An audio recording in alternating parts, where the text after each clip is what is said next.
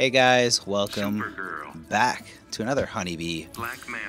This is another HoneyBee video. This is a first of 5 between himself and his brother, both very, very accomplished players, but we're going to see a little different side of HoneyBee. This time around, he's going to be going with Supergirl, a character he's been kind of messing around with, and a character that I feel like has really missed a lot of potential nerfs that could have possibly went her way. Not saying that, you know, she had to have gotten nerfed, but a very big popular topic right now is, you know, after this next patch, is she going to be one of the strongest ones out there? And I think she's definitely a contender. But anyway, let's see how HoneyBee plays in the skin of a different character. Because, you know, for this entire time, we've never really seen HoneyBee stray away from Flash too much in tournament play. During Injustice 1, I feel like he really didn't need to. Flash was such a great character. You know, not saying that he's a terrible character here, but I think Injustice 1 was a little bit more, you know, set play based, and that's perfect for a character like the Flash that has unreactable overheads and lows.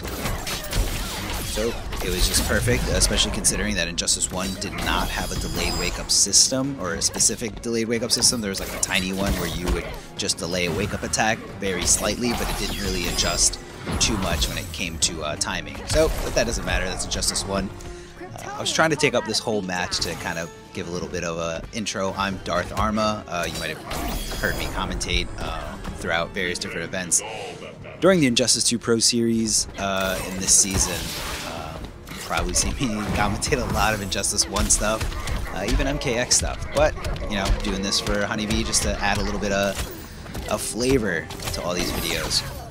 But anyway, these guys are bringing it down to the last bars here, and HoneyBee just forcing his way in, going through, and I love the side switch there. You know, fighting games it's so important to kind of keep your opponent in the corner in any fighting game. It really limits their options, their walk back options, and it kind of just keeps them in a nice static spot, so you can kind of predict their movements, predict their spacing attempts. You never really want to find yourself in the corner in a fighting game unless you have some really good defense, or if you're going up against a character that doesn't really have too much in the mix department. But HoneyBee goes up 1-0 over his brother, Biohazard. Easy to be cynical, isn't it? I buried my heart with my father. Being cruel yourself won't change that. Begin. And everyone knows Black Manta is a bad guy because Aquaman killed his father. So now he's out for revenge to kill everything and anything, especially if it's in the ocean. Alright, HoneyBee going with that double overhead there. Don't say this character doesn't have mix-up, because she definitely does, especially considering that she has a very fast down one that combos into meter burn breath quite easily. Biohazard's just getting worked in this corner. HoneyBee kind of just anticipating his play style, his mindset, really knowing when he's going to wake up, knowing when he's going to press buttons, but did not see that down two coming from anywhere. And I love the corner carry here. Biohazard just forcing his way in there, stuffing HoneyBee right there, going into the special move. Which part of you hurts the worst? But HoneyBee is at the lead. I guess right here, that mindset there is, you know, HoneyBee's got a lead, and, you know, walking lasers is such a nice, easy, safe move to kind of just inflict chip on your opponent. So he decided to just, let's cash out now and make this lead that I already have a little bit bigger. And, you know, Biohazard not too far behind. He's got about 25% to make up, but look at all this meter that HoneyBee has. Supergirl builds so much meter because she's always pressing buttons. She has so many great strings, and so does Black Manta, honestly. Again, not too much in the mix-up department, but very great normals. Hitting up with a low. Your madness stops here. Your family will pay. And HoneyBee does have the meter advantage there. However, if you really think about that last bar that he just spent, that got him 25, got him 30% instead of 25, not really worth it, but he was super anticipating Biohazard to not bet. So, good move by Biohazard not to bet. Pressure crushing you yet? As if.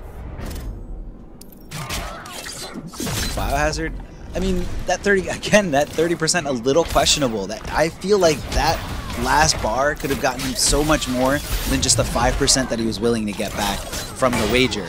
You know, for example, if he didn't do it, he'd have 5% less. Doesn't matter, he wins the game anyway. But you know, it's all about what does that bar mean to you.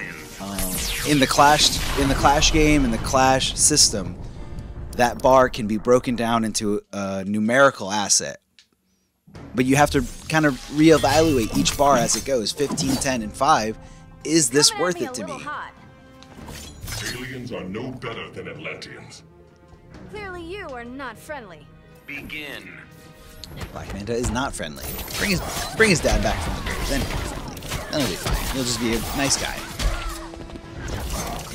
And a big whiff there. I guess Biohazard was kind of banking on the fact that he wouldn't do that wake up uppercut, which is a great wake up attack by Supergirl. Great way to kind of just get everyone off you. Great way to kind of stop those characters from jumping in on you. You know, and you can either use it as a guess or use it as some kind of reaction. As soon as you see your opponent just over your on the ground body, just go for the wake up uppercut. And I love the flight there, going into an overhead and opening up Biohazard. I guess he wasn't. I guess he just really didn't believe that Biohazard was gonna get hit by that, and you know, I guess he took advantage of it anyway. Went with the throw. I thought that was a great decision.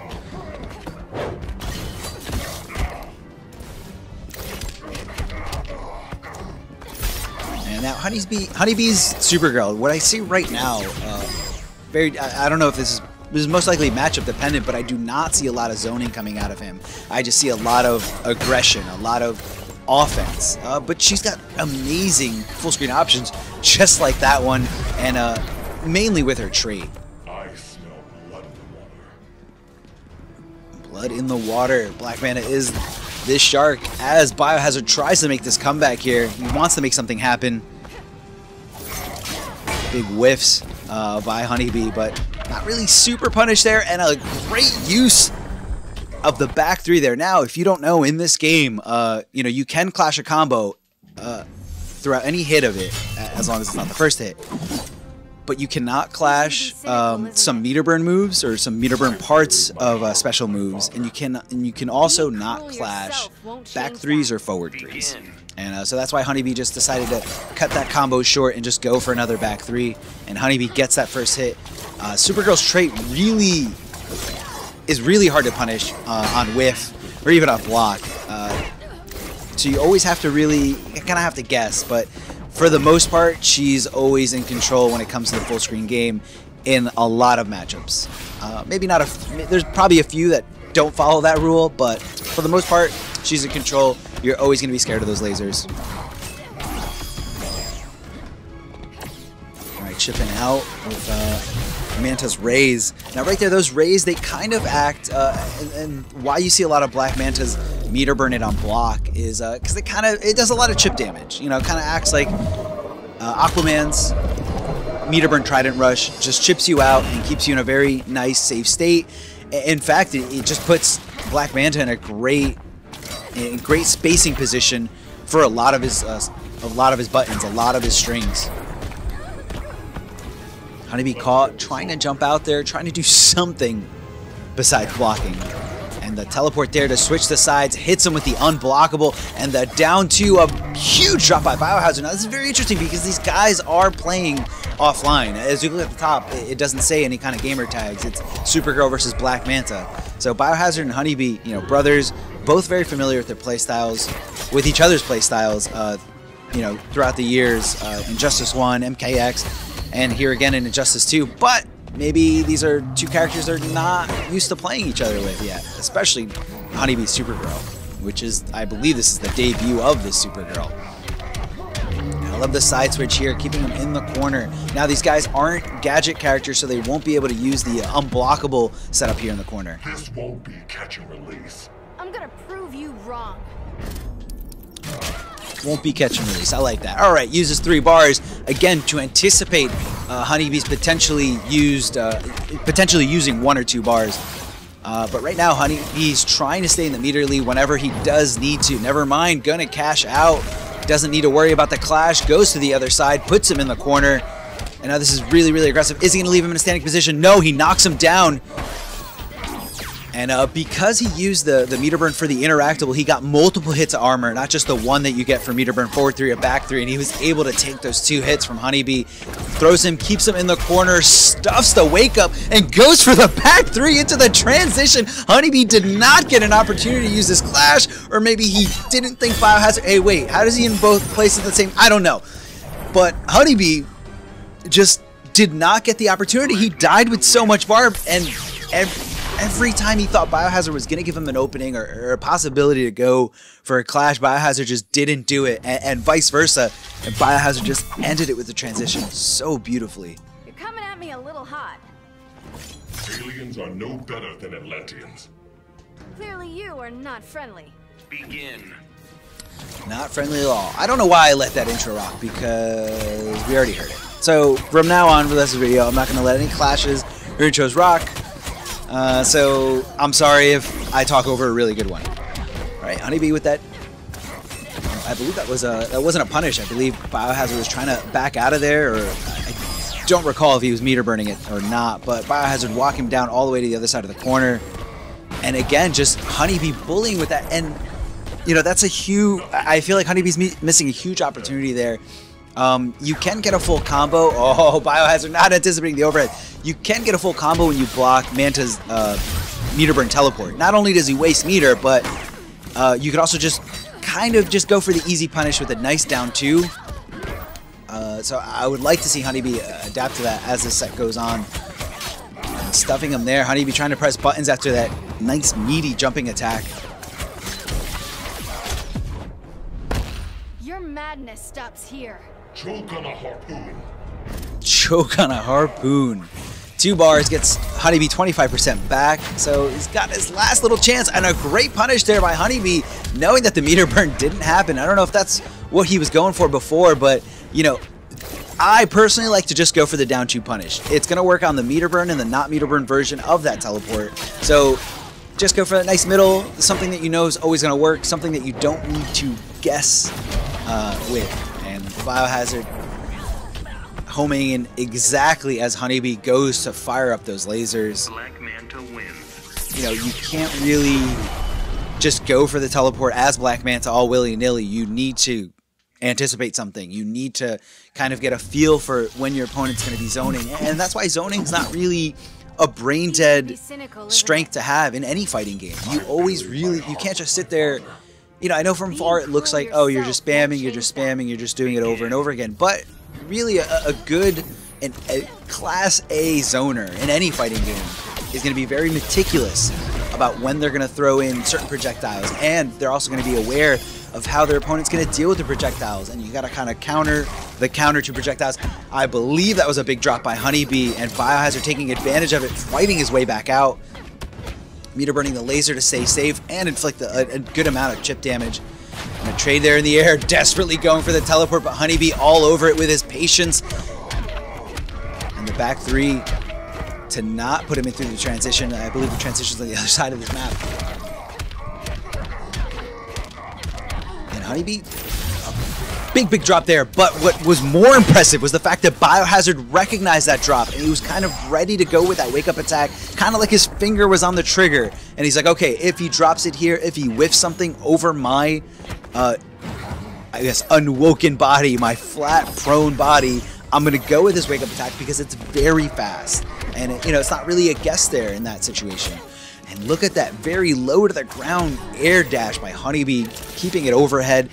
Biohazard finding himself in the corner, but I feel like HoneyBee's just a little too timid right now.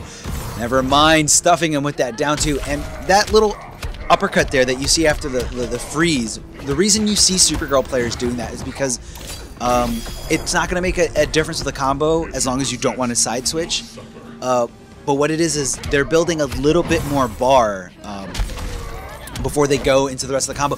And a back-to-back back 3 by HoneyBee. That was a lot of backs there in that sentence, or in that statement. But a back-to-back back 3 by HoneyBee in order to avoid the clash, like I mentioned before. goes for the unblockable statue there, and HoneyBee goes for the walk, and Biohazard going to the other side. Is he gonna make this comeback happen? Because HoneyBee said, you know what, I'm just gonna spend my meter. No, goes with the wake up throw. Biohazard was anticipating that wake up. He was anticipating anything but that throw. Supergirl wins. I thought Biohazard has it. It was such a great read to go over those walking lasers. If those walking lasers do not make contact, that is a death sentence. And unfortunately for Biohazard, just slipped through his fingers. He wasn't able to keep the momentum going. But what a great try there. That was amazing. All right, both these players looking for first hit, and HoneyBee gets it with that down 2. I think that down 2 is one of the toughest ones to punish. Not only toughest ones to punish, but a tough one to deal with. I know I said this about the Flash last time, but hey, maybe HoneyBee just loves characters with great down 2s, but Supergirl definitely has one of the better ones. Oh, and a big whiff over, and HoneyBee not recognizing. Now that's the thing when you're playing in the first thing you kind of notice when a player's picking up a new character or a character they're not used to playing with, they kind of have to, and I'm sure a lot of you guys, if you're also players, you kind of recognize this when you look for a secondary character. You have to get out of that habit of second-guessing your buttons, second-guessing your reactions, and second-guessing your gut feelings. You know, it's kind of like there's a little time delay. Like, wait, what's my combo starter? Oh, wait, how do I respond to this as this character? So I kind of saw a little bit of that in HoneyBee right there, but I'm sure the more he plays the Supergirl, the more he's going to flush out those little habits. Down 2, Biohazard wants nothing to do with these mix-ups, just wants to stay away and just hold him down in the corner. Meter burning, and great anticipation there by Biohazard, just a little too slow at the pull of the trigger. But he's not sweating it, he's in complete control. Your madness stops here. I'm done. I'm done not talking over these Clash quotes. But yeah, HoneyBee's got 4 bars to 2. What's he gonna bet? 3 bars.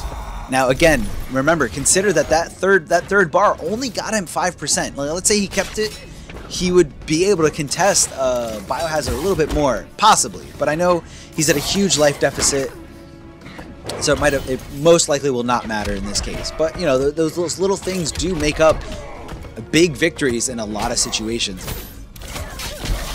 Great poke there by Biohazard, challenging. Oh, and that is a huge whiff there. Biohazard not recognizing, just kind of going with something else. Not sure if there's going to be enough chip. I think HoneyBee was kind of betting that, you know, even if it didn't kill him, he said, I don't want to take this chip at all. I'm going to try to get out of this situation. Now, supers in the neutral, supers when you're blocking them, a lot of them aren't unsafe on block. So you really need to kind of hit the lab and see how do you avoid every single super and in what situation, and what do you need to do in certain situations to punish supers. Now, some supers, if somebody does it point blank next to you, you can jump over them and whiff punish them. You can neutral jump, and some supers require you to jump back. And some supers don't let you do anything at all because their hitbox is so great. But again, that's something that you need to kind of hammer out in the lab. But anyway, back to the match. Biohazard keeping HoneyBee in the corner there, and I feel like he found his perfect space here. And look at that detail. He's backing up a little bit and bullying HoneyBee, that even if HoneyBee does that wake up uppercut, he's able to hit him out of the air and keep him in the corner. So that's a great adaptation there by Biohazard. But it looks like HoneyBee is not too far behind. Big drop there. Not sure what side that hit, but I don't know how he didn't get hit by that teleport. He went to the other side, teleported back to the first side, and that is an overhead. When you see Supergirl's meter burn teleport, that not only is that a launcher that you can combo into afterwards, but it's also an overhead that crosses up. Not super duper fast, so it's, you know, it's not like it's super unfair or anything, but it's just a great way to kind of stop zoners. Biohazard trying to get over to the other side, unfortunately just did not make it. Supergirl's eye lasers, the hitbox that like kind of goes around her hair, it's a little deceptive sometimes. And look at that, HoneyBee backdashing right in the perfect spots of strings, making Biohazard whiff. Now, how's Biohazard going to react to it next time Biohazard does that same string? You know, he could do something like cancel into a special move that's very unsafe if he really thinks that HoneyBee's going to do it again.